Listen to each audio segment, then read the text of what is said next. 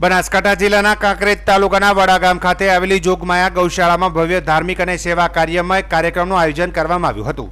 દેવ દરબારના મહંત શ્રી બળદેવનાથ બાપુ અને થળીના મહંત શ્રી શંકર પુરી બાપુની અધ્યક્ષતામાં યોજાયેલા કાર્યક્રમમાં હવન વિધિ, ગામની શાળાના વિદ્યાર્થીઓ માટે ભોજન પ્રસાદ વિતરણ તથા મહાકાલ સેના દ્વારા વિશેષ કાર્યક્રમનું આયોજન થયું હતું।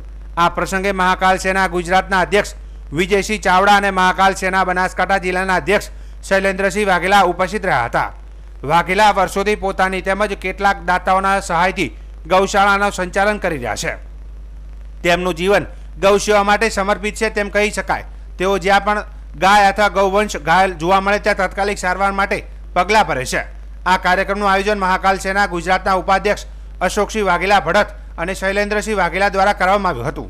ગામના બાળકોને ભોજન પ્રસાદનો લાભ લીધો હતો તેમજ મહાકાલ સેના ગુજરાત સહિત વિવિધ જિલ્લા અને તાલુકાઓમાંથી આવેલા મોટી સંખ્યામાં મહેમાનોને સેવાભાવીઓએ હાજરી આપી કાર્યક્રમને શોભાવ્યો હતો। વિશેષ રૂપે આ પ્રસંગે ભાજપ બનાસકાંઠા જિલ્લા અધ્યક્ષ કીર્તિસિંહ વાઘેલા, થરા નગરપાલિકાના પૂર્વ પ્રમુખ પૃથ્વીરાજસિંહ વાઘેલા, આનંદનગર શિરવાડાના સરપંચ કરશનભાઈ જોશી અને અન્ય આગેવાનો હાજર રહ્યા હતા। હાજર તમામ મહેમાનોનું ફૂલહાર અને શાલ ઓઢાડી સન્માનિત કરવામાં આવ્યું હતું।